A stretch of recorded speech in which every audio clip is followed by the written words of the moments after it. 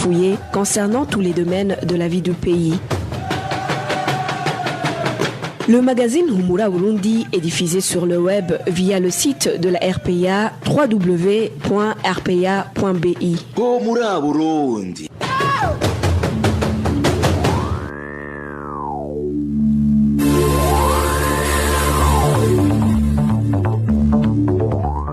Mesdames et messieurs, bonsoir et bienvenue au magazine Humura Burundi de ce lundi 29 juin 2020, dont voici les principales articulations.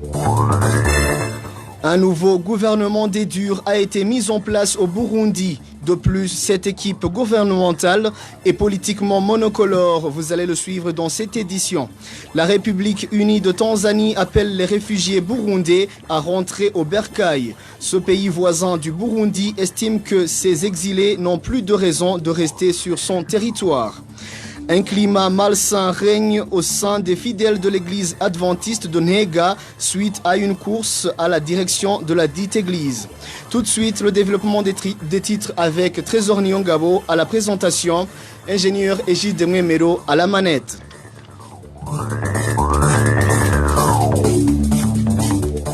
Ouvrons ce journal par la page politique. 15 ministres composent le nouveau gouvernement mis en place ce dimanche au Burundi. Parmi eux figurent ceux qui faisaient partie de l'ancien gouvernement. Certains ministères ont été fusionnés. La composition du nouveau gouvernement avec Eloge Divin Remesha. Les membres de ce nouveau gouvernement ont été réduits. L'ancien gouvernement comptait 21 ministres et l'actuel 15. Parmi les 15, 5 sont des femmes. Un autre détail concerne l'appartenance politique des nouveaux ministres. Seuls 3 sur les 15 ne proviennent pas du CNDD-FDD. 2 sont de la société civile et le 3e provient du parti Piebou. Ce nouveau gouvernement est le premier au Burundi qui a un membre de l'ethnie Twa en la personne de Madame Imelda Sabushimike. Malgré cette participation inédite dans le récent gouvernement, il s'observe des violations de la Constitution de 2018. C'est entre autres le non-respect des quotas ethniques, comme le stipule l'article 128, qui dit que le gouvernement est ouvert à toutes les composantes ethniques et doit comprendre au plus 60% des ministres Hutus et ou plus 40% de Tutsi. L'autre article violé de la Constitution, c'est l'article 135, qui stipule que le président de la République, en consultation avec le vice-président et le premier ministre, veille à ce que le ministre chargé de la force de défense nationale ne soit pas de la même ethnie que le ministre responsable de la police nationale. Ces ministères sont présentement gérés par le commissaire de police en chef, Gervin Dirakobucha, ainsi que l'ingénieur Alain Tribert Mutabadzi, tous de la composante Hutu. Dans ce nouveau gouvernement, 5 ministres ont été reconduits. Il s'agit d'Otaden Ndikumana, Domitien Deokubgayo, Gaspard Banyangambona et Deogide Rurema, qui ont gardé les mêmes ministères, ainsi que Ezekiel Nibigira, qui lui a gardé ses fonctions, mais qui a changé de ministère. D'autres ministères ont fusionné. Il s'agit du ministère de l'Intérieur qui a fusionné avec le ministère de la Sécurité publique et du Développement communautaire. Le ministère de l'Éducation nationale a quant à lui fusionné avec celui de la Recherche scientifique. Le ministère de l'Information a fusionné avec celui des Télécommunications pour devenir celui de la Communication, des Technologies de l'Information et des Médias. Quant au ministère des Affaires de la Communauté est-africaine, il a fusionné avec celui de la Jeunesse, Sport et Culture. Il est à noter que le ministère à la présidence chargée de la bonne gouvernance, ainsi que le ministère de la décentralisation et de la réforme institutionnelle ont été supprimés dans ce nouveau gouvernement. Merci à Eloge Divin Remesha. Nous vous le disions dans les titres de ce journal, le noyau du régime CNDD-FDD conserve tous les pouvoirs à travers certaines figures qui occupent les ministères clés du nouveau gouvernement. Cette nouvelle équipe inquiète également certains Bagunyabanga. Le point avec Emmanuel Niyungeko.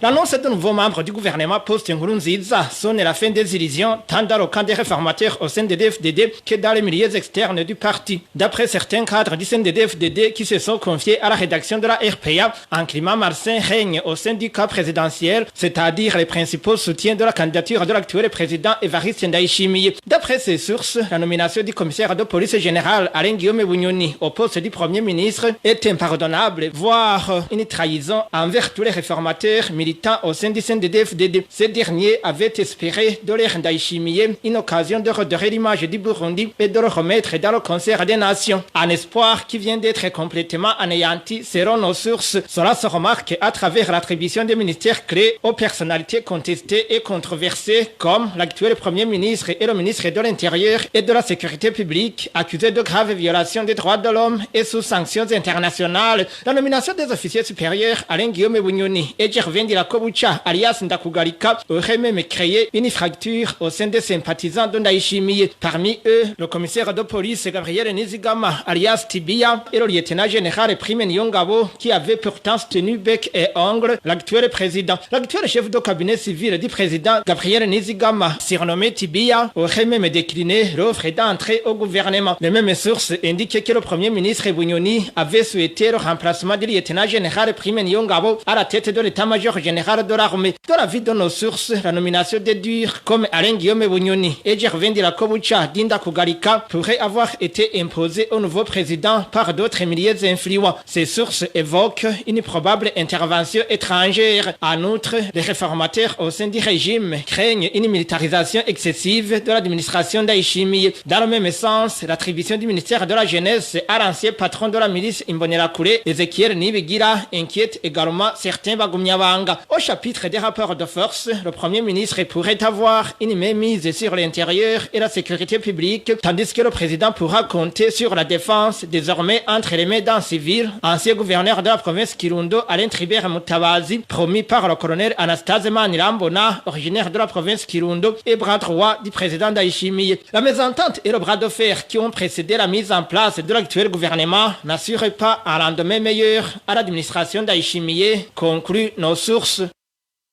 Oui, Emmanuel Niyungeko, parlons toujours du nouveau gouvernement du Burundi. La composition de ce gouvernement ne devrait surprendre personne, du moins selon Léonard Nyangoma.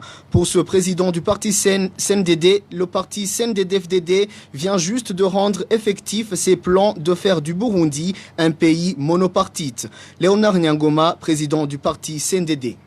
Sa composition ne devrait surprendre personne, parce que c'est une longue préparation jusqu'à ce stade.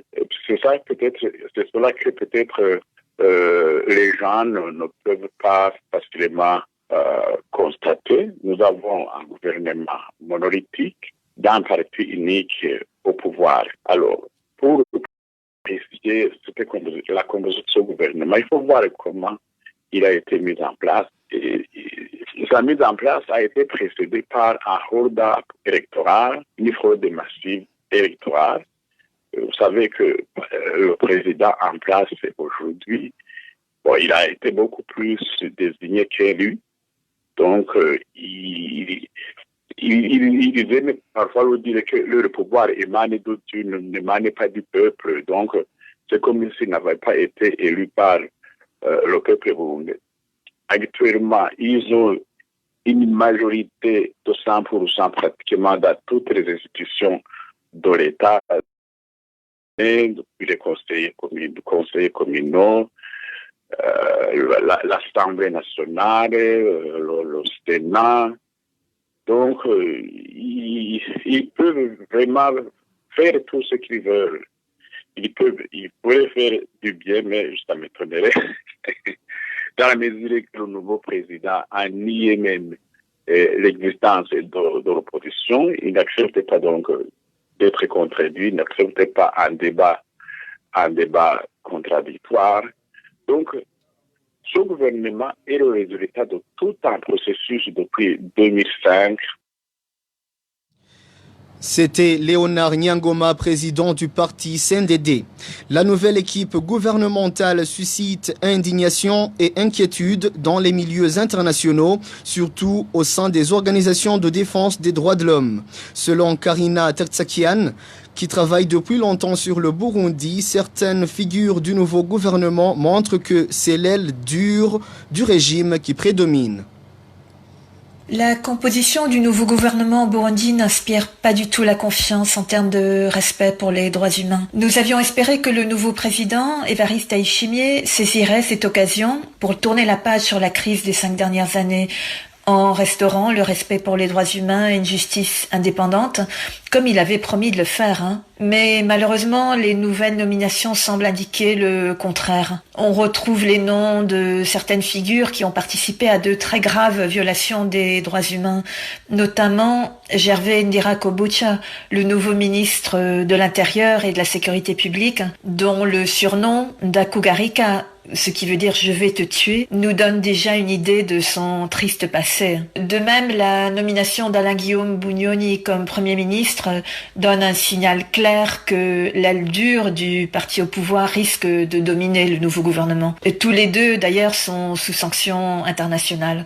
C'est décourageant pour nous, bien sûr, mais surtout pour les victimes et les familles des victimes d'assassinats politiques, de tortures et de nombreuses autres violations graves des droits humains au Burundi. Le nouveau président semble avoir raté une occasion unique de remettre le pays sur la bonne voie. Nous espérons que malgré tout cela, il aura la détermination d'introduire les réformes qu'il a promises à maintes reprises, mais a priori, sincèrement, il fera face à d'énormes défis.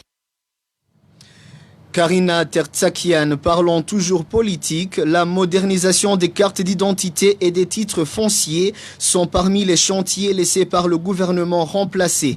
Propos d'Alain-Guillaume Bunyoni, actuel Premier ministre de la République du Burundi. C'était lors de sa remise et reprise avec Gaston Sindimwo et Joseph Butore, ancien vice-président de la République. Commissaire de police général Alain-Guillaume Bunyoni est le Premier ministre du Burundi. En premier lieu, on vous dirait que c'est la réception du rapport bilan de clôture de cette législature parce que bien avant, il y avait eu une retraite du gouvernement qui était la dernière pour cette législature consacrée à l'évaluation globale de la mise en œuvre de tous les plans d'action du gouvernement et de toutes les missions qui étaient dévolues aux différents ministères. Pour le moment, c'était juste de recevoir quelques dossiers qui étaient restés en suspens, qui devaient être finalisés par le dernier Conseil des ministres qui n'a pas pu avoir lieu suite aux problèmes que le pays a connus. Donc, pour la première vice-présidence, ce sont juste des dossiers qui avaient été déjà analysés par le Conseil des ministres, auxquels le même Conseil avait déjà donné des orientations pour des ajustements. C'est notamment au niveau du ministère de la Sécurité publique certains projets de textes réglementaires qui devaient être revus pour les adapter à la nouvelle constitution. Ces dossiers étaient déjà sur la table du Conseil des ministres. C'est la même chose pour le ministère de l'Intérieur, que ce soit les dossiers relatifs à la modernisation de la carte nationale d'identité et les autres documents d'état civil, que ce soit les dossiers relatifs à la délimitation de la mairie de Bujumbura et à la décentralisation effective des communes de Bujumbura. Ça, c'est au niveau du ministère de l'Intérieur. Et donc, ce sont des dossiers qui sont presque finis. Au niveau du ministère de la Justice, ce sont des dossiers relatifs à l'informatisation des services des titres fonciers et d'autres dossiers, mais qui étaient déjà programmés au Conseil des ministres. Le ministère des Relations extérieures avait quelques dossiers pendant aussi sur la table du Conseil des ministres, notamment gestion de la diaspora, gestion de la main-d'œuvre burundaise. Donc, ces dossiers seront finalisés le plus tôt possible. C'était le commissaire de police général Alain-Guillaume Bunyoni, Premier ministre du Burundi. Dans l'entretemps, les Burundais réfugiés en Tanzanie appelaient à regagner leur pays. C'est du moins le message leur transmis par le chargé des questions des réfugiés lors d'une visite effectuée avec son équipe ce lundi dans le camp de Nyarugusu. Selon cette autorité, le motif de leur exil n'est plus valable. Le point avec Vicky Chris Nineletse.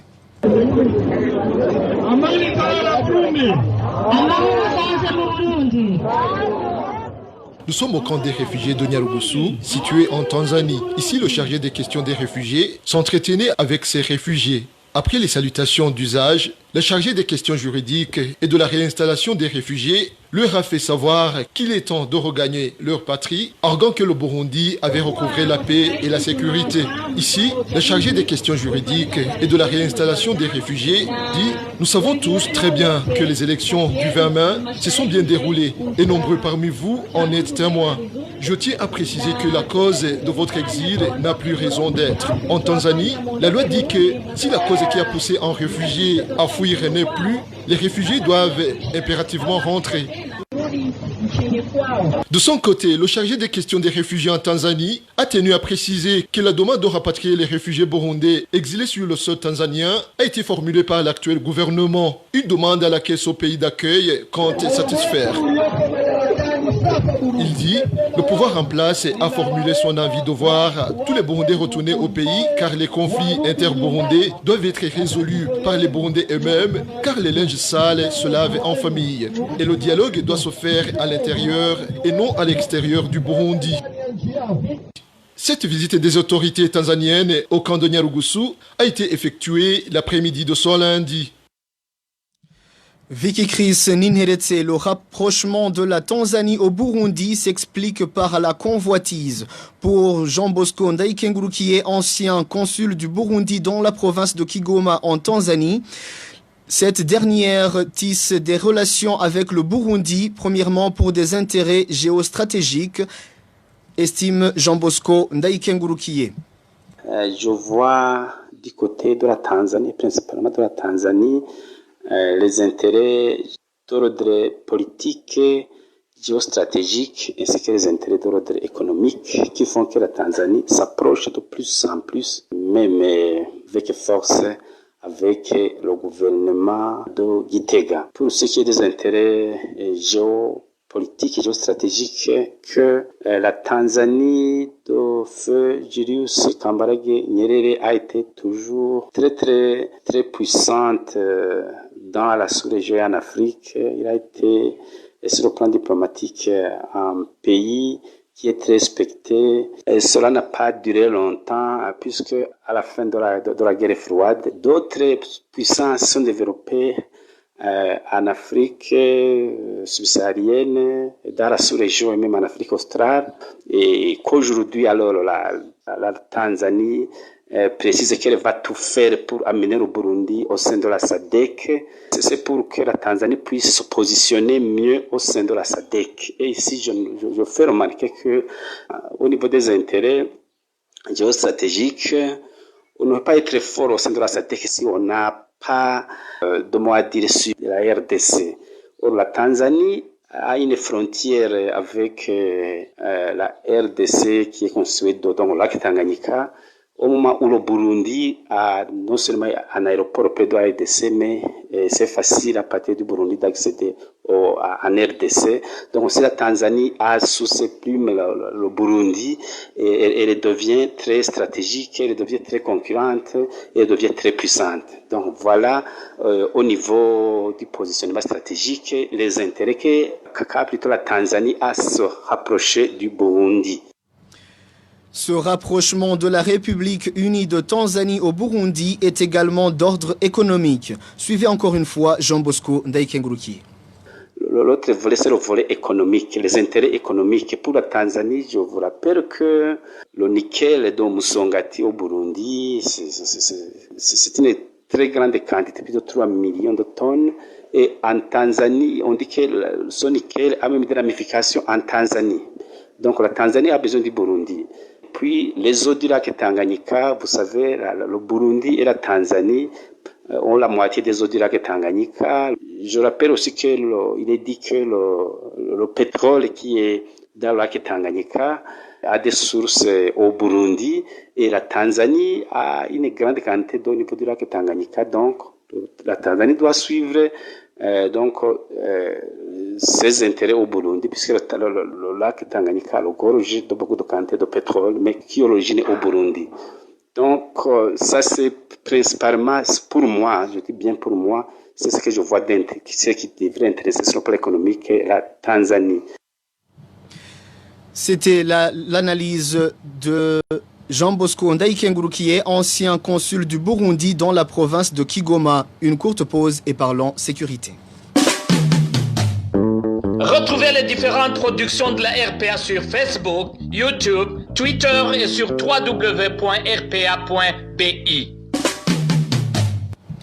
Un commerçant originaire de la colline Mahande, commune Mugui, en province Chibitoke, est porté disparu depuis lundi de la semaine dernière.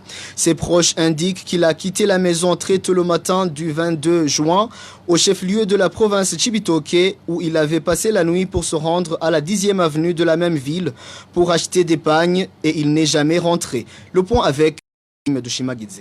Ce commerçant qui a été porté disparu depuis lundi de la semaine dernière s'appelle Dismas Hakizimana, âgé de 38 ans. Ses proches indiquent qu'il a quitté la maison très tôt le matin du 22 juin au chef-lieu de la province de Chibitoke, où il avait passé la nuit pour se rendre à la 10e avenue de la même ville pour acheter des pagnes et il n'est jamais rentré. Il a dit à ceux avec qui il avait passé la nuit qu'il ne veut pas acheter les pagnes à son client habituel parce qu'il est en contact avec d'autres commerçants qui vendent des pagnes à bas prix à la 10e avenue de la ville de Chibitoke. Il est parti comme ça et il n'est jamais rentré. Nous pensons qu'il aurait été tué par ces gens de la 10e avenue qui étaient en contact avec lui. Peut-être qu'ils auraient voulu effacer les traces après lui avoir dérobé tout son argent. Les proches de ce commerçant indiquent qu'ils ont cherché le leur dans tous les cachots de Chibitoke, mais en vain. La personne qui l'attendait pour partir ensemble en direction de la commune Mugui ne l'a pas vu ce jour-là. Nous avons cherché le nôtre dans tous les cachots de Chibitoke, notamment au sein de la brigade et du service national des renseignements, mais sans succès. La famille de ce commerçant demande à la justice de faire une enquête pour connaître les responsables de cette disparition, à commencer par ceux de la 10e avenue qui avaient été en contact avec lui. Merci à Onésime Dushimagidze. Et pour tourner la page sécurité, 3 personnes ont été tuées dans différentes localités du pays la semaine écoulée. Parmi ces victimes, 2 ont été fusillées par des policiers. Le bilan hebdomadaire de la sécurité avec Emmanuel Ndaishimi.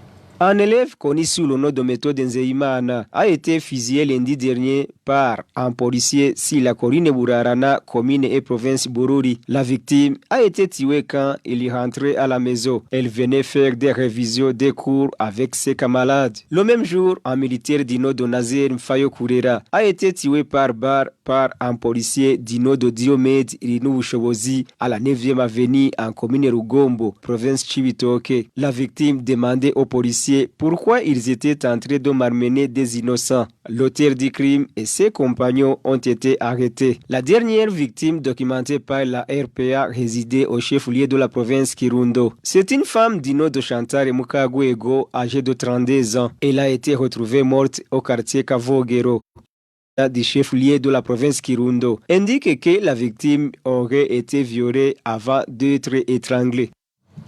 Emmanuel Ndaishimi. Et pour clore ce journal, tension entre les responsables de l'église adventiste de la commune Nhega en province Kirundo. À l'origine, un bras de fer entre les dirigeants de cette église. Une partie voudrait s'approprier la direction de la dite église avec la bénédiction de l'administration et des contestations de certains disciples. Le point avec Rachel Kagissier. L'église adventiste de la colline Mugendo de la commune en province Kirundo procédait ce samedi au baptême de ses fidèles, des cérémonies qui étaient dirigées par le pasteur Aloïs Nyandwi. Une fois de retour, révèlent nos sources, ces fidèles dirigés par le pasteur Aloïs Nyandwi ont trouvé le lieu de culte occupé par d'autres fidèles, dirigés par un autre pasteur du nom d'Étienne et de Kerao. Et poursuivent nos sources, les 2 camps en sont alors venus en mai. Le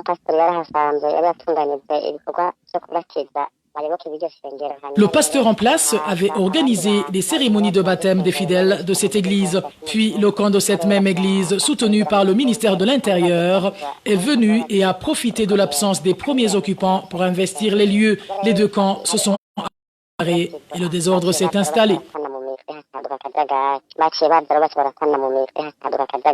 Selon toujours les mêmes informations, le camp dirigé par pasteur Étienne de Kerao accuse le pasteur Aloïs Nyandwi de profiter du culte pour faire une mobilisation politique. fuité par le camp d'Aloïse Nyandwi. Les motifs de sa destitution ne sont pas du tout fondés. En fait, on lui reproche de ne pas être en bon terme avec l'autre parti. Et pour l'incriminer, ils avancent qu'il dispense des enseignements à caractère politique, et ce, pour le compte des partis de l'opposition. Ce qui est faux, bien sûr, vu qu'il est apolitique. Il a fallu l'intervention de l'administrateur de la commune Enega et des Imbonerakure pour calmer la situation. Selon des témoignages recueillis sur place, ces derniers auraient intimé l'ordre au pasteur Aloïse Nyandwi de ne plus s'approcher de la dite église, faute de quoi il sera emprisonné. Selon les disciples,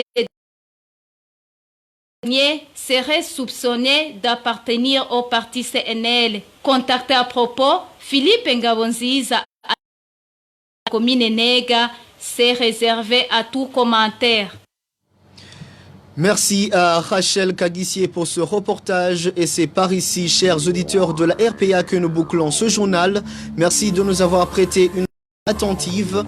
Merci à ingénieur Égide Mwemero pour son assistance technique. À la présentation était Trésor Nyongabo. Passez une agréable soirée partout où vous êtes.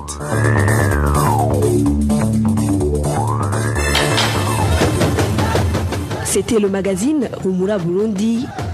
Un magazine comprend pour relier les Burundais en exil et ceux toujours au pays à travers une information de qualité.